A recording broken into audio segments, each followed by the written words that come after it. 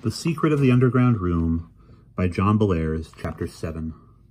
For a long time, Johnny sat on the edge of his bed and shuddered. With closed eyes and arms wrapped around his body, he felt wave after wave of stomach-churning sickness that he could not control. Then gradually he calmed down and opened his eyes. He half expected to see something awful sitting by his bedside, but there was nothing. Johnny walked to the door and drew back the bolt. When he peered outside, all he saw was the empty hall. Johnny began to wonder if he had had some kind of awful dream. But he had seemed awake. He had felt awake. With a weary shake of his head, he once more pulled off his glasses and got into bed. As he drifted off to sleep, an old rhyme came through his head. As I was going up the stair, I met a man who wasn't there. He wasn't there again today. I wish he'd stay away. Over and over, the stupid jingle ran through Johnny's tired brain until sleep overcame him. When he awoke in the morning, bright sunlight danced on the flowered wallpaper and the worn brown rug. Johnny knew that he ought to feel relieved, but he didn't. Fear still gnawed at his insides. With a thoughtful frown, he padded down the hall with his toiletries case in his hand. When he was all washed up and dressed, Johnny went down to the breakfast room on the ground floor. It was a cheerful room with brass plaques and crossed swords on the walls and little tables covered with checkered cloths. Silently, Johnny slid into his seat across from Fergie and the professor, and he tried hard to get interested in the large English breakfast that was served to him, scrambled eggs, sausage, and toast with marmalade. But food didn't interest him much this morning. He just fiddled with the things on his plate. The professor was always quick to pick up Johnny's moods. "What's the matter, John?" he asked. Johnny looked uncertainly from the professor to Fergie. Would his friends laugh at him if he told them about the face in the window at the window? He was trying to decide what to say. As he was trying to decide what to say, the professor spoke up again. "You know, John," he said in a strange tone of voice, "I went out early this morning to buy a newspaper at a store near here, and I got in a conversation with the store owner. He told me the strangest story about things that had happened to him and some other people last night. They saw faces of old, fierce-looking men hovering outside second and third-story windows. They heard hands clawing at window panes, and they thought they heard voices, faint, whispery voices saying things they couldn't understand." The professor paused and began to draw lines on the tablecloth with his fork. "Now then," he went on thoughtfully, "if one person has an odd nightmarish experience, it's no great matter. If two have the same experience in the same night, it would seem really bizarre, and people would start talking about telepathy and ESP. But if half a dozen folks think they've seen the same identical thing, you'd have to believe that something pretty darned weird is going on. Did a scary and unexplainable thing happen to you last night?" Johnny swallowed hard. Hesitantly, he told Fergie and the professor about what he had heard and seen. "And I really don't think it was a dream," he said slowly. The professor nodded solemnly. "I know. None of the other people thought they were dreaming. They all felt that they had seen, well, supernatural creatures, ghosts. I can't help wondering if all this has anything to do with Father Higgins and that broken piece of glass and Dr. Masterman." No one said a word. They could hear bacon sizzling in the nearby kitchen and the shelf clock ticking quietly. Finally, Fergie spoke. "Well, Prof," he said, "you told us to wait till something happened. So now something has happened, but what can we do about it?"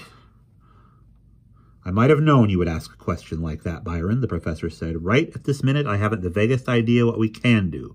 If there is a solution to this frightening business, it is probably in the crazy notes, as I have said before, and I just have to keep plugging away at the library till I find something." Johnny looked troubled. There was something he wanted to ask the professor, but he was afraid to sound like an idiot. Finally, he coughed and said, "Professor?" "Yes, John, what is it?" "Well," Johnny began, "if some evil spirit grabbed Father Higgins and wants to use him for evil purposes, why would the spirit leave notes that would help us to stop him?" The professor smiled. He liked it when Johnny tried to punch holes in his arguments. It was almost like playing chess with him. "I never said the notes were left by evil spirits," the professor answered. "I think the ghost of the little girl was definitely an evil spirit.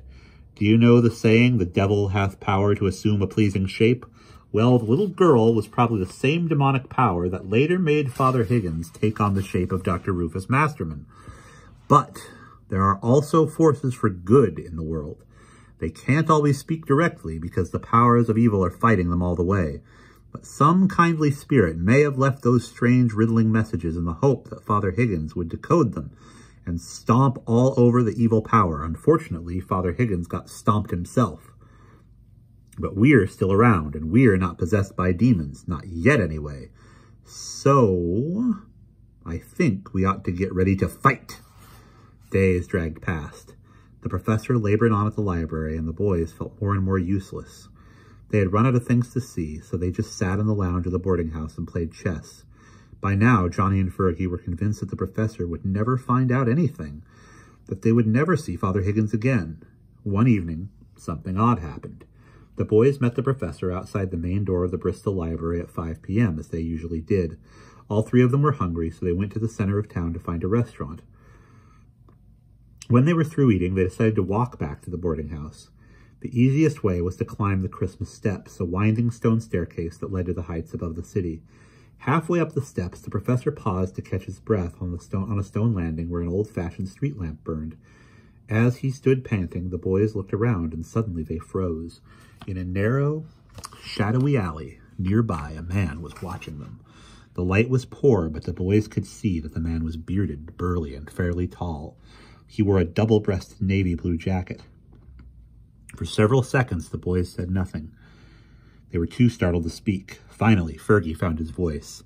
"Hey, Prof!" he exclaimed, tugging at the old man's sleeve.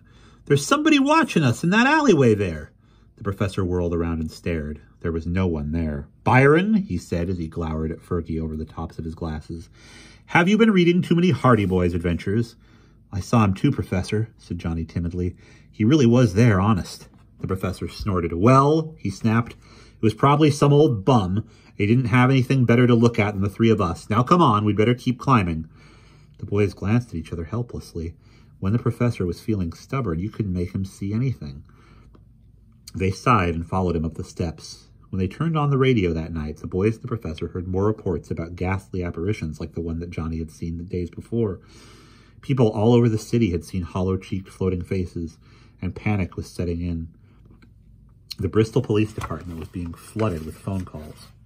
Local ghost experts gave the Bristol Post their opinions, which the professor felt were worthless. Psychiatrists said that it was a case of people infecting one another with fear.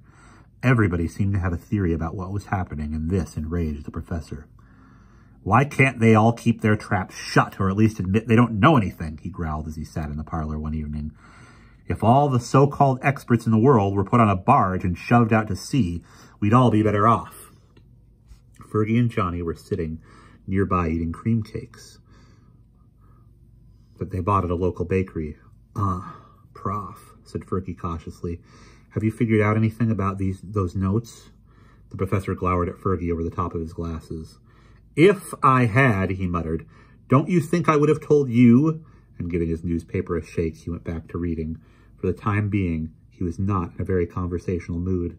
The next evening, the boys went out after dinner to look at the Clifton Suspension Bridge, which was a 10-minute walk from the boarding house. It was a beautiful old structure, built by the famous engineer Isambard Kingdom Brunel.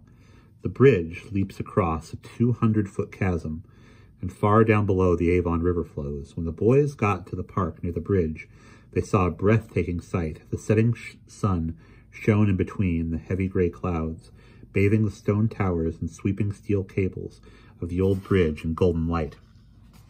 Johnny and Fergie just stood in amazement. As the sun began to sink and the sky darkened, the boys turned to go home. When they got back to the boarding house, they saw that a light was on in the parlor on their floor. The professor had gone back to the library after dinner, but the light meant that he had returned. "I wonder what kind of mood he's in," muttered Johnny as he shoved the creaky iron gate open. "For the last couple of days, he hasn't been much fun to live with."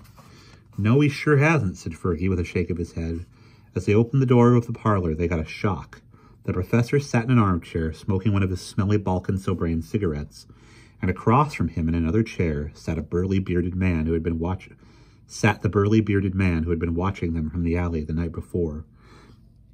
"Good evening, boys," said the professor, waving cheerfully. "I'd like you to meet my brother Humphrey, who is supposed to be dead." And that is the end of Chapter 7.